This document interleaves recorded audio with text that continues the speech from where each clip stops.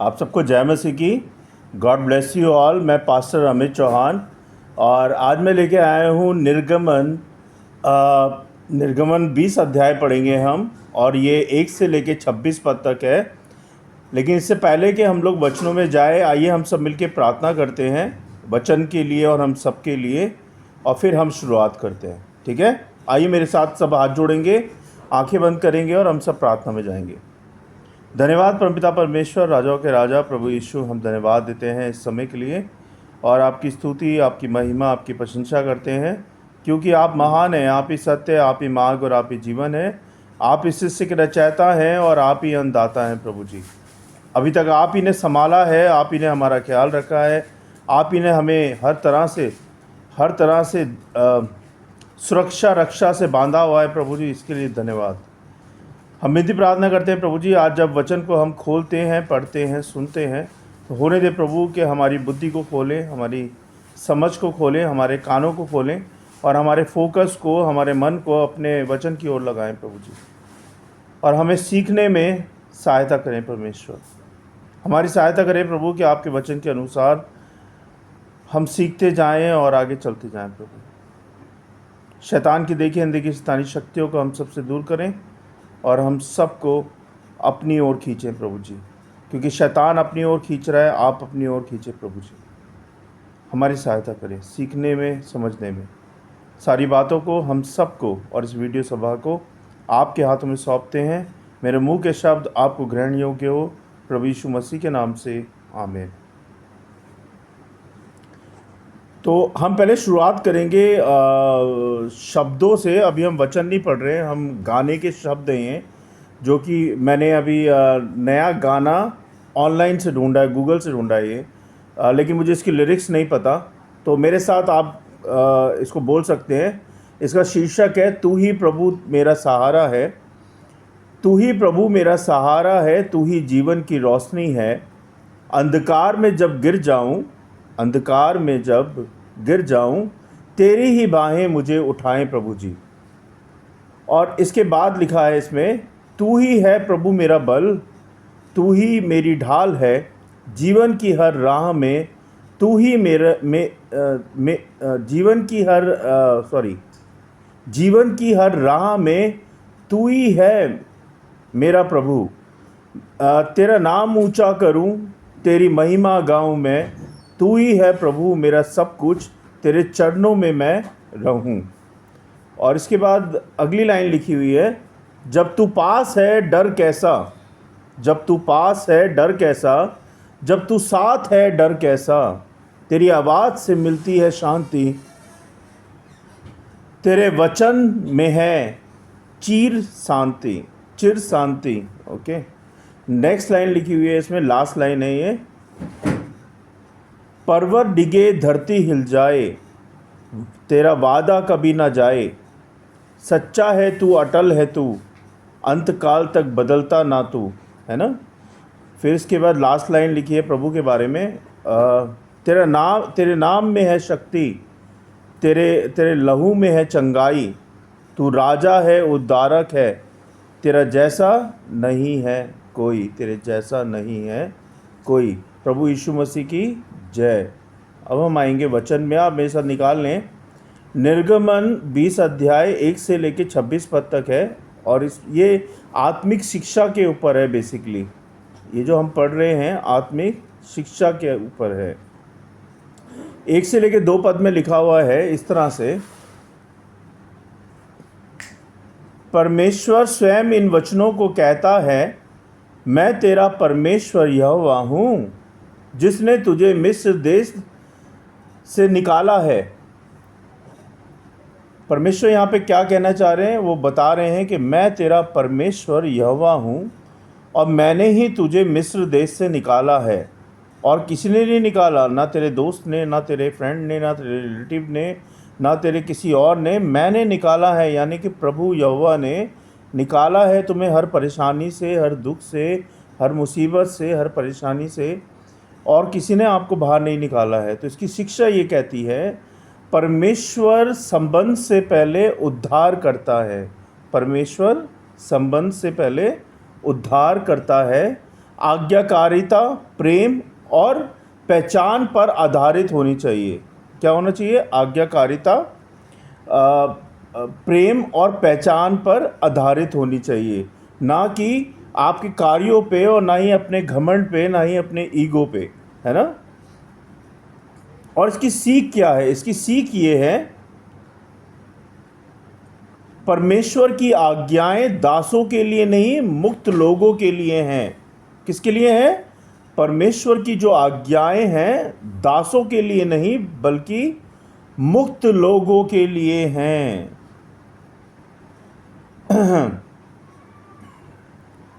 पद 3 में क्या लिखा हुआ है? पद 3 में लिखा है, तू मुझे छोड़ किसी और को ईश्वर ना मानना। इसका मतलब ये हुआ, एकमात्र परमेश्वर की पूजा करें, एकमात्र परमेश्वर की पूजा करें। हमारे हृदय में केवल राजा हो सकता है ना। हमारे हृदय में केवल राजा हो सकता है। भक्ति में कोई बंटवारा नहीं होना चाहिए, भक्ति में कोई बंटवारा नहीं होना चाहिए। प्रभु यीशु मसीह हमें शिक्षा दे रहे हैं यहाँ पे। पद 4 से 6 में लिखा है,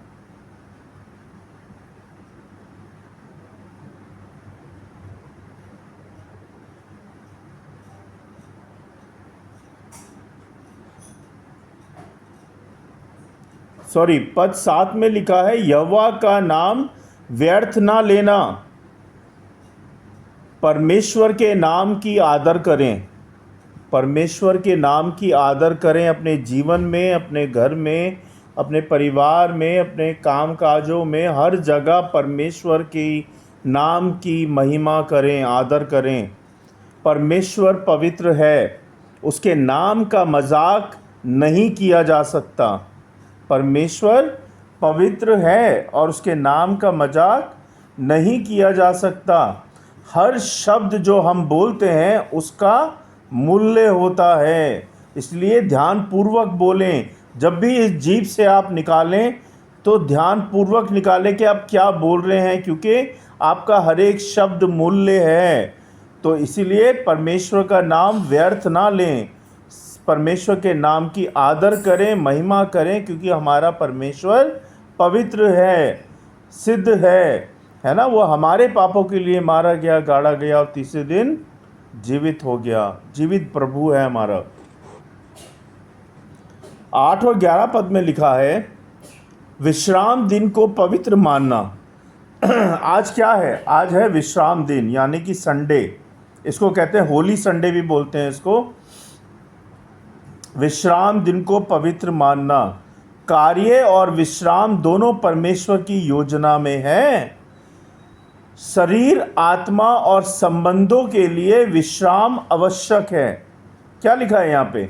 शरीर, आत्मा और संबंधों के लिए विश्राम आवश्यक है। परमेश्वर के लिए अलग रखा समय हमारी आत्मा को ताजगी देता है। ये जो संडे है, और इस संडे के दिन जब हम चर्च जाते हैं, वचन सुनते हैं, बाइबल को पढ़ते हैं, है ना, तो हमारी आत्मा पवित्र हो जाती है, ताजगी से भर जाती है ना। तो जब हम संडे के दिन क्या क्या करते हैं? हम शरीर को रेस्ट देते हैं, आत्मा को शांति मिलती है, और अपने संबंधों के लिए विश्राम आवश्यक है। और परमेश्वर के लिए अलग रखा समय हमारी आत्मा को ताजगी देता है। तो जो अलग रखा समय वो कौन सा है? संडे है। इसको कहते हैं हम, यह हमारी आत्मा को शांति और ताजगी देता है जब हम संडे के दिन परमेश्वर के वचन में जाते हैं। पद 12 में लिखा है, अपने माता पिता का आदर करना, है ना। अपने माता पिता का आदर करना। और इसकी शिक्षा ये कहती है, परिवार के भीतर आदर जीवन की नींव है। परिवार के भीतर यानी कि परिवार के अंदर आदर जीवन की नींव होनी चाहिए। तभी माता पिता का आदर कर पाएंगे और तभी अपने परमेश्वर का आदर कर पाएंगे। आज्ञाकारिता का अभ्यास घर से शुरू होता है।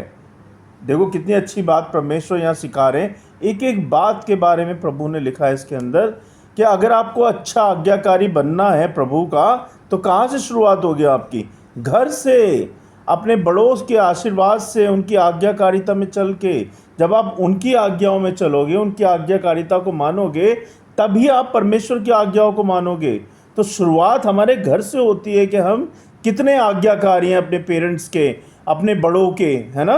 तो ये आज्ञाकारिता अपने घर से अभ्यास शुरू होती है, तब जाके आप परमेश्वर की आज्ञाकारिता में बढ़ते हो। जब आप अपने घर में ही आज्ञाकारी नहीं हो, तो आप क्या परमेश्वर की आज्ञाकारिता में बढ़ोगे? करेक्ट। तो सबसे पहले आज्ञाकारिता में जीवन बिताएं अपने घर के अंदर। कैसे? अपने बड़ों की बात माने, अपने पेरेंट्स की बात माने, जो बोलते हैं उनके कहे अनुसार चलें। कोई भी पेरेंट्स, कोई भी माता या पिता या कोई भी दादा या दादी या कोई भी मामा या मामी आपकी गलत के लिए नहीं बोलता, आपकी गलत के लिए नहीं सोचता। वो चाहते हैं कि हमारा बच्चा या हमारे ख़ानदान का बच्चा या हमारे परिवार का बच्चा सही रास्ते पे चले, अच्छा बने, नाम रोशन करे परिवार का, है ना। सबके पेरेंट्स यही चाहते हैं, परिवार यही चाहता है, हर घर की यही कहानी है। लेकिन बच्चे कई बार मानते नहीं हैं, सुनते नहीं हैं। तो उनको अगर अच्छा आज्ञाकारी बनना है तो अपने घर से शुरुआत करनी पड़ेगी कि अपने पेरेंट्स की आज्ञाकारिता में चलें। उसके बाद परमेश्वर की आज्ञाकारिता उनको मिलेगी। नहीं तो अगर आप सोचो कि हम पेरेंट्स की बात ना माने और हम सीधे, कोई एक सीढ़ी से 10वीं सीढ़ी पे चढ़ सकता है? नहीं चढ़ सकता। सीढ़ी बाई सीढ़ी तो चढ़ोगे आप। तो इसीलिए सीढ़ी की जो शुरुआत है वो आपके घर से है। आज्ञाकारिता की जो शुरुआत है आपके घर से है। उसके बाद आपके स्कूल से है। आपके स्कूल में टीचर्स जो बोलते हैं उनकी आज्ञाओं को मानो। उसके बाद जहाँ आप काम करते हैं, बॉस की आज्ञाओं को मानो। उसके बाद परमेश्वर की आज्ञाओं को मानो। तो यह आज्ञाकारिता आपका पीछा नहीं छोड़ेगी। घर, स्कूल, ऑफिस, परमेश्वर, तो सबकी आज्ञाओं में आपने चलना है, तभी जाके आप परमेश्वर की आज्ञाकारिता में चल पाओगे।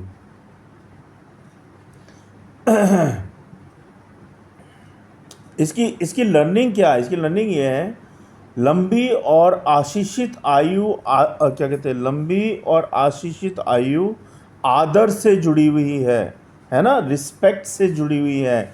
जब आप किसी को रिस्पेक्ट देते हो तो उसके मन में भी आपके लिए रिस्पेक्ट बनती है। लेकिन अगर आप दूसरे को डिसरिस्पेक्ट कर रहे हो तो he will not respect you any more, मतलब वो आपको रिस्पेक्ट नहीं करेंगे। तो इसीलिए क्या बोल रहे हैं, लंबी और आशीषित आयु, यानी कि लंबा जीवन और परमेश्वर की आशीषों से भरा हुआ आयु आदर से जुड़ी हुई है। आपको आदर करना पड़ेगा अपने से बड़ों का, अपने टीचरों का, अपने माँ बापों का, अपने परमेश्वर का, अपने पादरी का, अपने पास्टर का, अपने लोगों का, बड़ों का आदर करना पड़ेगा।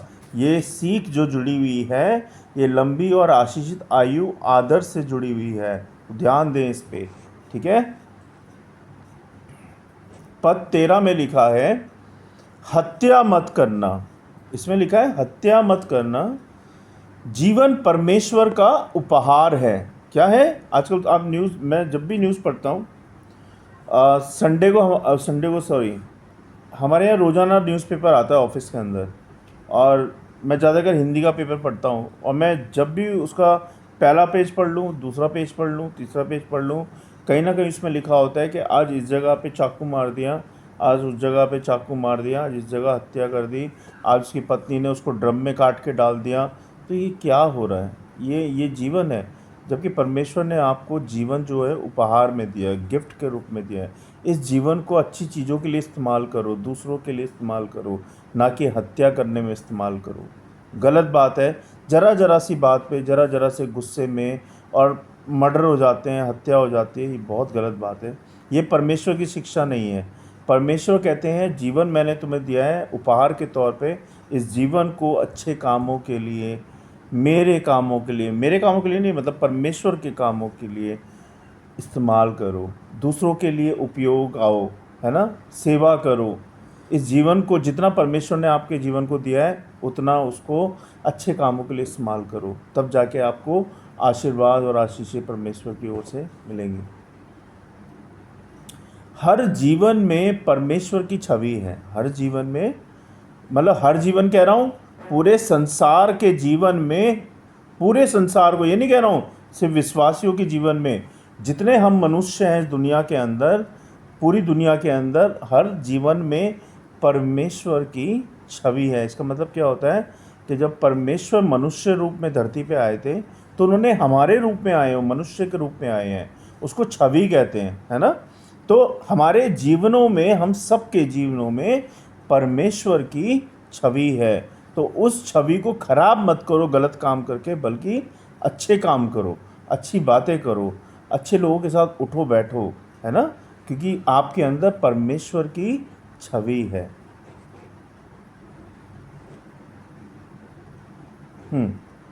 अब इसकी लर्निंग हमें ये कहती है,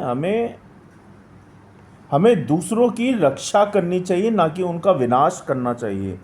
दूसरों की रक्षा करनी चाहिए, बचाना चाहिए, ना कि उनको मारना चाहिए, है ना। ये इसकी लर्निंग ये कहती है इस पद की। 14 पद में लिखा है व्यभिचार मत करना, जो कि आजकल बहुत होता है, हर घर परिवार में होता है और यार दोस्तों में होता है, हर जगह होता है। तो व्यभिचार मत करना, इसकी शिक्षा ये कहती है विवाह की पवित्रता परमेश्वर की योजना का हिस्सा है। विवाह की पवित्रता, ध्यान से सुनिएगा, परमेश्वर की योजना का हिस्सा है। पवित्रता और वफादारी आत्मिक गुण है। सच्चा प्रेम वचन का पालन करता है। मैं इस पद को दोबारा दोहराना चाहूँगा, अगर आप ध्यान से सुन रहे हैं तो। व्यभिचार मत करना, विवाह की पवित्रता परमेश्वर की योजना का हिस्सा है। पवित्रता और वफादारी आत्मिक गुण है। पवित्रता और वफादारी आत्मिक गुण है। सच्चा प्रेम वचन का पालन करता है। क्या करता है? जब सच्चा प्रेम करते हो आप परमेश्वर से, अपने परिवार से, अपने बच्चों से, तो आप वचन का भी पालन करोगे। और अगर आप प्रेम ही नहीं करते हो तो आप वचन का पालन क्या करोगे? सबसे पहले आपके जीवन में प्रेम होना बहुत ज़रूरी है, अपनों के लिए, परमेश्वर के लिए, वचन के लिए। तभी आप आत्मिक शिक्षा में, आत्मिक लोगों में बढ़ पाएंगे, है ना। 15 पद में लिखा है चोरी मत करना। क्या लिखा है इसमें? चोरी मत करना। जो दूसरों का है वह उनका अधिकार है। चोरी न केवल धन बल्कि भरोसा भी तोड़ती है। ये परमेश्वर आपको ना, आज का जो वचन है, आपके लिए नहीं, हम सबके लिए है, ये मेरे लिए भी है। ये जो वचन है परमेश्वर का, हमें चिता रहे हैं, हमें चेतावनियाँ दे रहे हैं परमेश्वर कि हमें क्या करना है अपने जीवन में और क्या नहीं करना है। तो 15 पद में लिखा है चोरी मत करना। जो दूसरों का है वह उनका अधिकार है, वो आपका अधिकार नहीं है ना। चोरी ना केवल धन बल्कि भरोसा भी तोड़ती है। जब आप चोरी करते हो किसी के यहाँ पे, तो ना कि धन आप चोरी कर रहे हो, बल्कि भरोसा भी तोड़ रहे हो जो आप पे भरोसा करता है। तो इसीलिए चोरी ना करना। ईमानदारी परमेश्वर की दृष्टि में कीमती है। अगर आप सोच रहे हो कि मैंने इस पर्सन का चोरी कर लिया और मुझे कोई नहीं देख रहा, मैंने आराम से जेब में रख लिया, चाहे वो XYZ, चाहे एक सुई है, चाहे वो 5 पैसे हैं, चाहे वो 5 करोड़ हैं या 5 लाख रुपए हैं, अगर आपने उसे अपनी जेब में रख लिया और आप सोच रहे हैं कि मुझे कोई नहीं देख रहा, लेकिन परमेश्वर आपको देख रहा है, और आपकी जो ईमानदारी है, आपकी जो सच्चाई है परमेश्वर की नज़रों में कीमती है, उसको कभी तोड़े ना। परमेश्वर का भरोसा आप पे से तोड़े ना कभी उसको, है ना, क्योंकि अगर परमेश्वर का भरोसा आप पे से टूट गया तो आप नष्ट हो जाओगे। इसीलिए ना परमेश्वर का भरोसा तोड़ना है, ना ही अपनों का भरोसा तोड़ना है, ना ही अपने फ्रेंड ऑफिसों का भरोसा तोड़ना है। कहीं भी हो आप, अगर आपको लगता है कि कोई चीज़ पड़ी हुई है, किसी की है, उठाओ और उसको दे दो। चोरी मत करो, चोरी करना पाप है, घड़े के नीचे सांप है। एक कहानी थी ना, बचपन में हम सुनते थे, चोरी करना पाप है, घड़े के नीचे सांप है और वही तेरा डैश डैश डैश। तो इसलिए कभी चोरी नहीं करना। चोरी न केवल धन बल्कि भरोसा भी तोड़ती है। ईमानदारी परमेश्वर की दृष्टि में कीमती होती है, इसलिए अपनी ईमानदारी पे बने रहें, अटल रहें। पद 16 में लिखा है, झूठी गवाही मत देना। कभी किसी की झूठी गवाही मत देना। झूठ न्याय को बिगाड़ता है। झूठ न्याय को बिगाड़ता है। सच बोलना आत्मिक और सामाजिक जिम्मेदारी है। ध्यान दीजिए इस पे। आजकल सच बहुत लोग कम बोलते हैं और झूठ बोलना ज़्यादा पसंद करते हैं, और वो सोचते हैं कि झूठ बोलने से सब ठीक होगा, लेकिन झूठ बोलने से कभी ना ठीक हुआ है और ना कभी होगा, क्योंकि झूठ के पैर नहीं होते। इसलिए हमेशा सच बोलना चाहिए। आत्मिक और सामाजिक जिम्मेदारी है। आप झूठ बोलोगे तो झूठ बोलने से न्याय बिगड़ता है। हमारे शब्दों में जीवन या मृत्यु की शक्ति होती है। पता है आपको? हमारे शब्दों में कई बार हम ऐसा बोल जाते हैं कि वो जीवन और मृत्यु की शक्ति बन जाती है। वचन कहता है, मैं नहीं कह रहा हूँ, वचन में लिखा है कि कई बार जो हमारे मुंह के शब्द होते हैं वो दूसरे के लिए मृत्यु और क्या हो जाता है, जीवन और मृत्यु का परिणाम हो जाता है। तो इसलिए जब भी आप कुछ बोल रहे हैं, ध्यान पूर्वक बोलें। अपने शब्दों पे ध्यान देके आप क्या बोल रहे हैं, है ना। कई बार हम गुस्से में ऐसा कुछ बोल जाते हैं, हमें पता ही नहीं होता कि हमारे मुंह से क्या निकल गया, और कई बार हम जानबूझ के बोल जाते हैं। तो इसलिए हमें जब भी हम किसी से बात कर रहे हैं तो हमें अपने शब्दों पे ध्यान देना है। ऐसा ना हो कि हमारे शब्दों की वजह से किसी के जीवन में प्रॉब्लम हो जाए, उसकी मृत्यु हो जाए, कुछ गड़बड़ हो जाए, है ना, क्योंकि हमारे शब्दों में जीवन या मृत्यु की शक्ति होती है। पद 17 में लिखा है, लालच मत करना, ना पड़ोसी के घर का, ना पत्नी, ना नौकर, ना वस्तु, ना आदि का। किसी का भी लालच मत करना। और इसकी शिक्षा ये कहती है, मन की शुद्धता भारी जीवन को प्रभावित करती है। मन की शुद्धता भारी जीवन को प्रभावित करती है।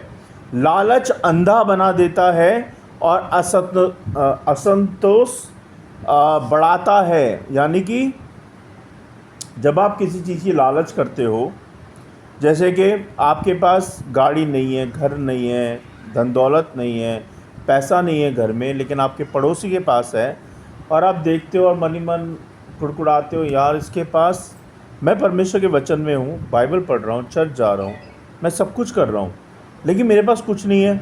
लेकिन वो परमेश्वर के वचन में भी नहीं है, विश्वास में भी नहीं है, और वो विश्वासी भी नहीं है, लेकिन उसके घर में सब कुछ है। 2-2 गाड़ियाँ हैं, इतना बड़ा घर है, धन दौलत है, परिवार है।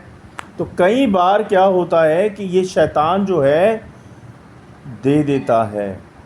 क्या करता है? शैतान की ओर से होता है ये, और परमेश्वर की ओर से ये नहीं होता। परमेश्वर जब देते हैं तो उत्तम देते हैं। तो इसीलिए कभी किसी की चीज़ का लालच मत करो, क्योंकि अगर आप लालच करोगे तो आपके मन में, आपके जीवन में, आपके घर में, आपके परिवार में, आपके बच्चों में अशांति हो जाएगी, अशांति आ जाएगी। इसीलिए ये बड़ों के लिए नहीं है, बच्चों के लिए भी सीख है कि कभी किसी के चीज़ का लालच मत करो। जो तुम्हारे पास है अपने उसमें खुश रहो। जितना परमेश्वर ने दिया है उसमें शांति से रहो, शांति से जियो, है ना। कभी किसी की चीज़ की लालच मत करो। कई बार होता है, बच्चे भी करते हैं, बड़े भी करते हैं, बूढ़े भी करते हैं, कि हमारे पास ये नहीं है, उसके पास ये है, काश ये मेरे पास होता। तो हमें किसी भी चीज़ का लालच नहीं करना चाहिए। मन में शांति रखनी चाहिए और परमेश्वर पर भरोसा रखना चाहिए, और परमेश्वर एक ना एक दिन आपको वो सब चीज़ें प्रोवाइड करेंगे समय के अनुसार, है ना। लालच हमें कभी कभी अंधा बना देता है, इसलिए, और अंधा जब हम अंधे बन जाते हैं तो हम उस लालच को पाने के लिए वो सब करने को तैयार हो जाते हैं जो कि हमें नहीं करना चाहिए और जो कि परमेश्वर ने हमें कभी आज्ञा नहीं दी है। इसलिए लालच मत करो। लालच करोगे तो आप अंधे बन जाओगे और आप वो सारे गलत काम करोगे जो परमेश्वर की आज्ञा में नहीं है। ध्यान देना इस बात पे। इसकी जो लर्निंग है वो कहती है कि संतोष और आत्मिक विजय की कुंजी है। क्या? संतोष यानी कि जो शांति है, मन की जो शांति है, वो हमारी आत्मिक विजय की कुंजी है। उस पे अटल रहो, है ना। आपने देखा होगा या वचन में पढ़ा होगा, एक पिक्चर भी थी कि जब प्रभु यीशु मसीह 40 दिन की सेवा के लिए निकलते हैं तो वो उनको शैतान पहाड़ पे लेके जाता है और वहाँ पे उन्हें बड़े बड़े राज्य देने की बात करता है और बोलता है कि तू यहाँ से कूद जा तो मैं ये राज्य साम्राज्य तेरा कर दूँगा। तो परमेश्वर क्या कहते हैं? परमेश्वर कहते हैं कि मैं सिर्फ पिता परमेश्वर की आराधना करता हूँ, मेरा सर उन्हीं के आगे झुकता है और तू यहाँ से चले जा, है ना। मेरे को पूरा वचन अभी याद नहीं है, लेकिन इस तरह से ही कुछ होता है। तो जब परमेश्वर ने कभी किसी बात का लालच नहीं किया, खुद पिता परमेश्वर जो कि सृष्टि के कर्ता धर्ता हैं, रचयिता हैं, जिन्होंने सब कुछ हमें दिया है और रचा है, उनको शैतान ने लालच दे दिया। तो आप सोचो आप क्या हो या मैं क्या हूँ।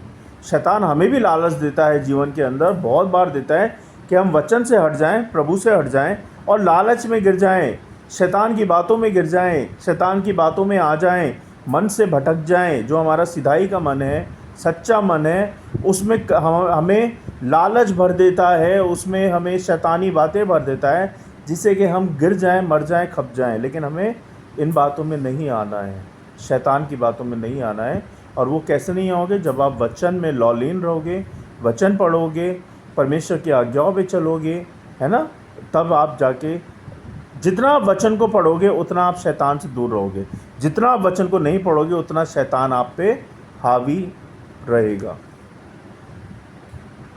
20 पद में लिखा है, मूसा कहता है डरो मत, यह सब इसलिए है ताकि तुम पाप से दूर रहो। मूसा कहता है डरो मत, ये सब इसलिए है ताकि तुम पाप से दूर रहो।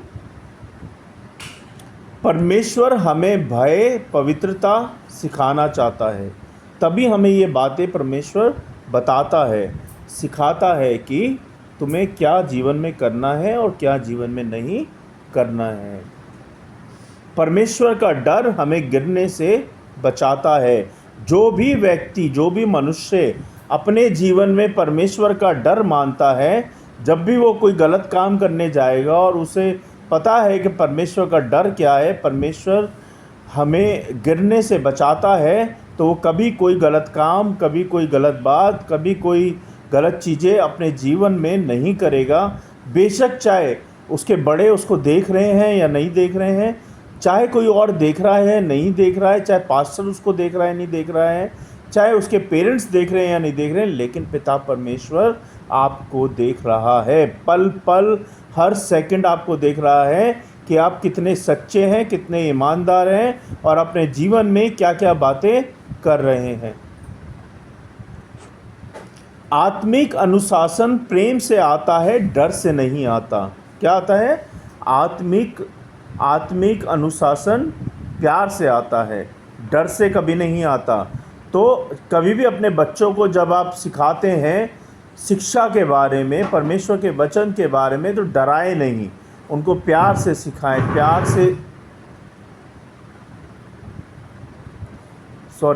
उनको प्यार से सिखाएं, प्यार से बताएं वचन के बारे में, शिक्षाओं के बारे में। डर से कभी कोई सीखता नहीं है, प्यार से सीखता है, क्योंकि प्यार में बहुत शक्ति होती है। और ये प्यार प्रभु यीशु मसीह ने भी हमारे लिए उड़ेला है, दिखाया है। जब वो क्रूस पे क्रूसीफाइड हुए हम सब के लिए, ये प्यार ही तो था, ये प्यार ही तो है कि परमेश्वर ने इतना प्रेम किया कि अपने इकलौते पुत्र को क्रूस पे चढ़ा दिया, जिससे कि हम उद्धार पाएँ, जिससे कि हम जीवन पाएँ। पद 21 में लिखा है, मूसा अंधकार में उस स्थान में जाता है जहाँ परमेश्वर था। अब इसका मतलब क्या हुआ? मूसा अंधकार में गया, लेकिन वहाँ परमेश्वर का स्थान था और परमेश्वर था। तो कभी कभी परमेश्वर की उपस्थिति अंधकार जैसी लगती है, लेकिन वहाँ पे परमेश्वर होते हैं।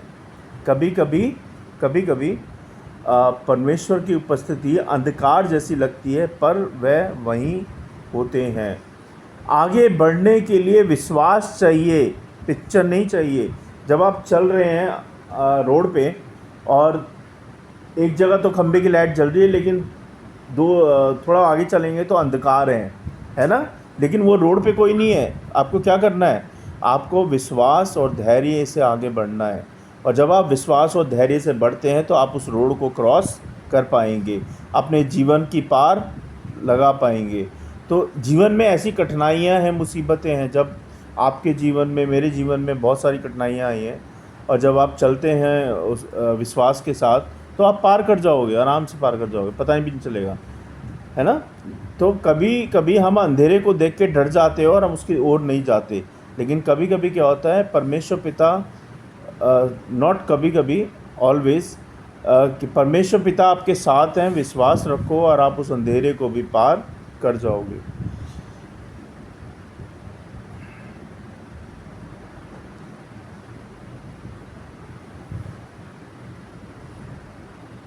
हाँ, जहाँ हमें कुछ नहीं दिखता वहाँ परमेश्वर दिखता है, वहाँ परमेश्वर होता है, और परमेश्वर हमें ये सिखाता है कि हमेशा मुझ पे विश्वास रखो, मेरी ओर देखो, मुझसे मांगो, मैं तुम्हें दूंगा।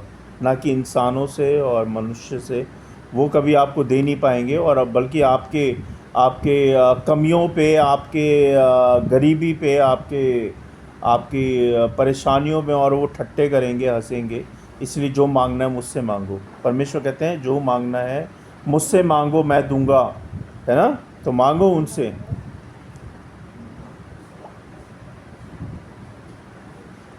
बाईस और 23 पद में लिखा है,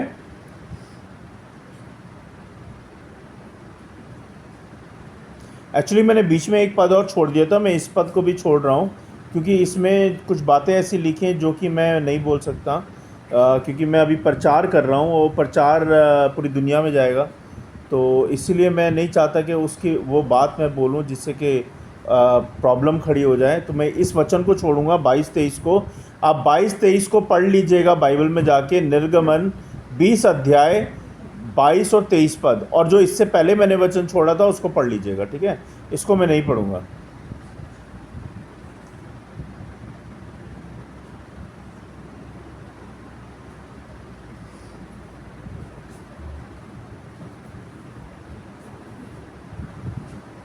चौबीस और 26 पद में लिखा है, परमेश्वर कहते हैं मेरे लिए मिट्टी का वेदी बनाओ और सरलता से बलिदान चढ़ाओ। इसका मतलब क्या हुआ? परमेश्वर कहते हैं मेरे लिए मिट्टी का वेदी बनाओ और सरलता से बलिदान चढ़ाओ। इसकी शिक्षा ये कहती है, परमेश्वर सादगी और सच्चाई को पसंद करते हैं, है ना, दिखावे को नहीं। बहुत से लोग ना बड़े दिखावा करते हैं, मैं बड़ा एजुकेटेड हूँ, मैंने बड़े अच्छे कपड़े पहने हैं, मैं ये हूँ, मैं वो हूँ, मैं ये हूँ, है ना। लेकिन परमेश्वर कहते हैं मुझे दिखावा नहीं चाहिए, मुझे ईमानदारी चाहिए, सादगी चाहिए, सच्चाई चाहिए, तब जाके मैं तुम्हारी वर्शिप को ग्रहण करूँगा। दिखावे की वर्शिप नहीं चाहिए मुझे सच्चाई की वर्शिप चाहिए। हमारी आराधना का केंद्र हृदय होना चाहिए, ना कि रूप होना चाहिए। कई लोग बड़े टिप-टॉप बन के जाते हैं यहाँ से, चर्चों के अंदर सुंदर बन के जाते हैं, नहा धो के कपड़े लत्ते ऐसे छम छम, है ना। हमारी आराधना का केंद्र क्या होना चाहिए? हृदय होना चाहिए, दिल होना चाहिए, ना कि हमारा रूप होना चाहिए, हमारी सुंदरता होनी चाहिए। लोग बात सोचते हैं यार चल यार टिप-टॉप बन के जाते हैं, परमेश्वर तभी हमारी आराधना को स्वीकार करेगा। नहीं, ऐसा कुछ नहीं है। आप टिप-टॉप नहीं बनो, लेकिन आपके दिल में सच्चाई है आराधना के लिए, तो आपकी वर्शिप को स्वीकार किया जाएगा। लेकिन अगर आप सोचो कि मैं जब नहा धो के जाऊँगा तभी वर्शिप को स्वीकार किया जाएगा, और अंदर दिल में आपके कचरा है और बाहरी मन में आपके सुंदरता है, तो परमेश्वर कभी स्वीकार नहीं करेंगे। तो आपको अंदर से शुद्ध पवित्र रहना है, आपके हृदय को शुद्ध होना है, कचरा नहीं रखना है दिल में कचरा और ऊपर से दिखावा, तो परमेश्वर को सब पता है। परमेश्वर आपकी आराधना को कभी स्वीकार नहीं करेंगे अगर हृदय में कचरा है और बाहर क्या है, सफाई है। तो अंदर का कचरा साफ करो, बाहर से कोई प्रॉब्लम नहीं है। सीख, इसमें सीख क्या है? परमेश्वर को वह भाता है जो विनम्र और पवित्र होता है। परमेश्वर को वह अच्छा लगता है, वो अच्छा लगता है जो विनम्र और पवित्र होता है। अब पूरा जो वचन हमने पढ़े हैं 1 से लेकर 26 पद, उसका जो निचोड़ है वो हमें क्या सिखाता है? वो सिखाता है कि परमेश्वर पवित्र है, न्यायी और प्रेमी है। लिख लीजिए अगर आप लिखना चाहें। और ये केवल 10 आज्ञाएं नहीं हैं, ये नियम है ना? ये 10 आज्ञाएं केवल नियम नहीं है, ये हमारे जीवन की यात्रा में बहुत इस्तेमाल होता है इन बातों का। इसलिए परमेश्वर हमें सिखाना चाहते हैं।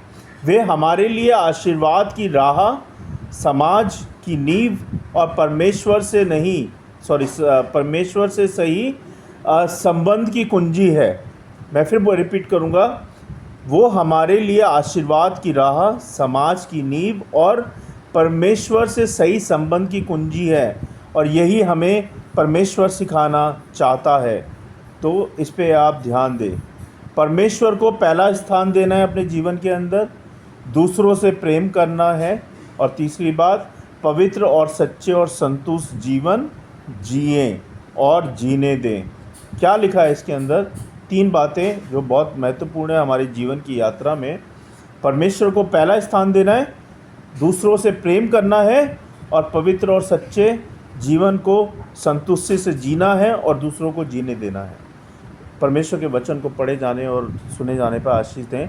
मैं उम्मीद करता हूँ भाइयों और बहनों के जो मैं बता रहा हूँ, जो मैं बोल रहा हूँ या मैं सिखा रहा हूँ, आप लोगों को अच्छा लग रहा है, सुन रहे हैं, आप लोग देख रहे हैं। और कुछ कमी घटी हो तो मुझे माफ़ कीजिएगा। मैं भी सीख रहा हूँ आपके साथ, मैं परफेक्ट नहीं हूँ, मैं भी परफेक्ट की राह में दौड़ रहा हूँ।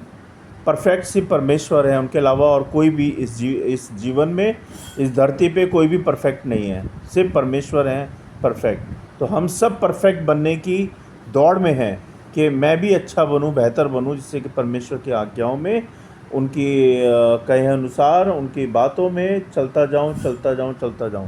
तो इसीलिए अगर आपको परफेक्ट की राह पे चलना है तो आज्ञाकारिता बनना है। आज्ञाकारिता का शुरुआत आपके घर से शुरू होगी। आपके घर से कैसे शुरू होगी? अपने बड़ों का कहना माने, और जब आप अपने बड़ों का कहना मानेंगे, अपने टीचर्स का कहना मानेंगे, अपने लोगों का कहना मानेंगे, तब आप परमेश्वर की आज्ञाकारिता में आगे बढ़ेंगे। इस वचन में बीच में लिखा था ना, यहाँ पे लिखा था कि आज्ञाकारिता का जो अभ्यास है वो घर से शुरू होता है। कहाँ से शुरू होता है? घर से। जब आप अपने पेरेंट्स का ही कहना नहीं मानोगे तो परमेश्वर का कहना क्या मानोगे आप? यहाँ लिखा है, अपने माता पिता का आदर करना, परिवार के भीतर आदर जीवन की नींव है। आदर यानी कि रिस्पेक्ट। आज्ञाकारिता का अभ्यास घर से शुरू होता है, ना कि बाहर से। तो अपने जीवन की जो आज्ञाकारिता है, पहले घर से शुरुआत करो, है ना? जब तुम अपने घर में ही अपने बड़ों का कहना नहीं मानते तो परमेश्वर का कहना क्या मानोगे, है ना? तो वो शुरुआत आपको अपने घर से करनी है। और लंबी और आशीषित आयु आदर से जुड़ी हुई है। अगर आप चाहते हैं लंबा जीवन जीना, बड़ा जीवन जीना, तो आपकी जो आयु है, आपकी जो जीवन है, वो आदर से जुड़ी हुई है। तो आदर करोगे तो आशीषें पाओगे परमेश्वर से, पेरेंट्स से, परिवार से। आदर नहीं करोगे तो आशीषें नहीं पाओगे, और आपका जीवन जो लंबा था वो छोटा हो जाएगा। तो मैं नहीं समझता कि हर कोई भी चाहेगा कि उसका जीवन छोटा हो। हर कोई चाहता है कि हम लंबा जिए, कोई मरना नहीं चाहता। लेकिन मरना तो एक सत्य है, मृत्यु सत्य है, एक दिन सबको आनी है, सबको, मुझको भी आनी है, हम सबको आनी है। इसलिए जितना आप परमेश्वर की आशीषों में जियोगे, उनकी आज्ञाकारिता में जियोगे, उतनी ही आपकी आयु बढ़ेगी, ना कि घटेगी। तो उम्मीद करता हूँ भाइयों बहनों कि आज जो हमने सीखा, पढ़ा, सुना, वो अच्छे से सुना, सीखा। आपके कोई भी क्वेश्चन है, कोई भी प्रार्थना है, कोई भी परेशानी है वचनों को लेके, पर्सनल लाइफ को लेके, आप मुझसे बात कर सकते हैं। मुझे मैसेज कीजिए, मैं आपको रिप्लाई करूँगा। आइए हम सब मिलकर प्रार्थना करेंगे।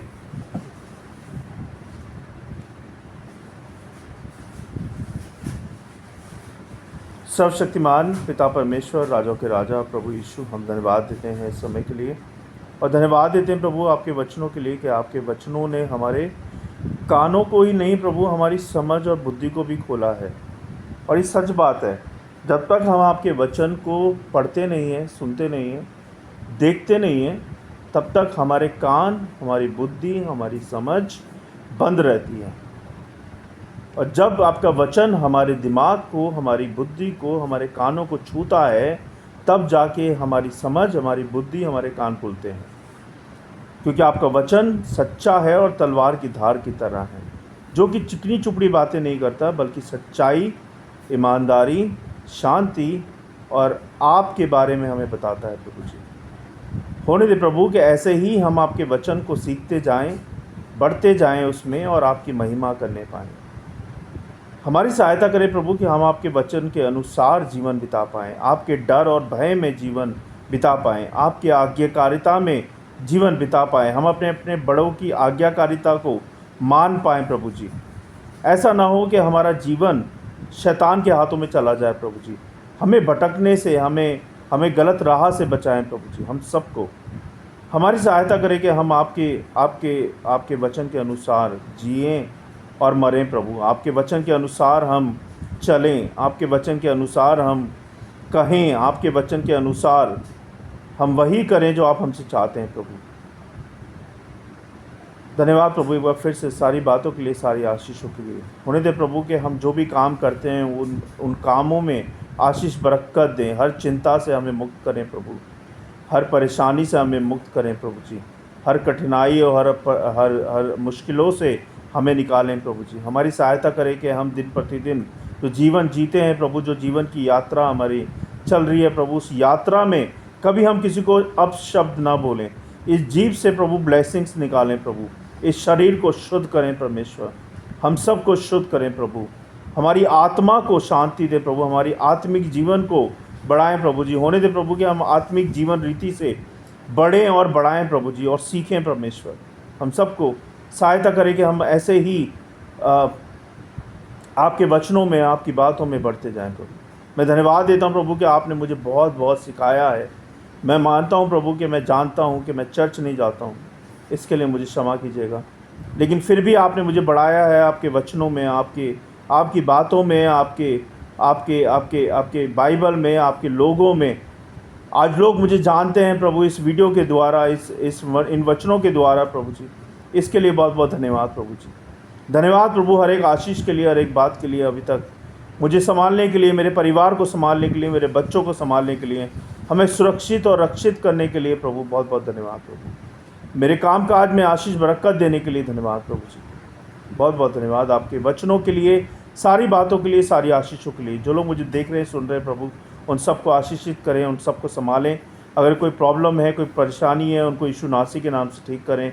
कोई बीमार है प्रभु, जो बीमार मुझे सुन रहा है, उसकी बीमारी यीशु नासी के नाम से ठीक हो जाए प्रभु जी। अगर किसी के घर में कमी घटी है प्रभु, वो यीशु नासी के नाम से कमी घटी दूर हो जाए प्रभु जी। अगर किसी को फाइनेंशियल दिक्कत है प्रभु, वो भी यीशु नासी के नाम से बिल्कुल ठीक हो जाए प्रभु जी। सबकी सहायता मदद करें प्रभु, सबको खाना दें, सबको जीवन दें, सबको पहनने को दो, रहने को दें प्रभु, सबको जीवन दें परमेश्वर। बहुत बहुत धन्यवाद। मुझे विश्वास है आपने मेरी सारी विनती प्रार्थना को सुना है। कुछ गलती हो गई हो तो मुझे माफ़ कीजिएगा प्रभु जी। सारी विनती प्रार्थना, सारे वचनों को, हम सबको, हर चीज़ को आपके हाथों में सौंपते हैं। आप देख के संभालें प्रभु यीशु नासी के नाम से, आमीन। धन्यवाद आप सबका, थैंक यू सो मच। आप लोग मुझे देखते हैं, सुनते हैं, और सबसे यही रिक्वेस्ट है कि आप लोग वीडियो को पूरा देखें वीडियो को पूरा देखें, क्योंकि अगर आप वीडियो पूरा नहीं देखेंगे आपको कुछ समझ नहीं आएगा कि वचन में क्या हो रहा है ना। और अगर आपकी कोई सजेशंस हैं, कुछ नया आइडिया हैं, तो मुझे बताएं, हम उस पर काम करेंगे और उसके मुताबिक उस पर कहेंगे और फिर समझेंगे, ठीक है। आने वाले दिनों में मैं और भी नई चीज़ें करने वाला हूँ, मैं सब आपसे शेयर करूँगा। तब तक के लिए कल फिर मिलते हैं निर्गमन 21 के साथ। तब तक के लिए सबको take care, God bless you all, और अपना ध्यान रखें। कल फिर मिलते हैं। Thank you. जय मसीह की।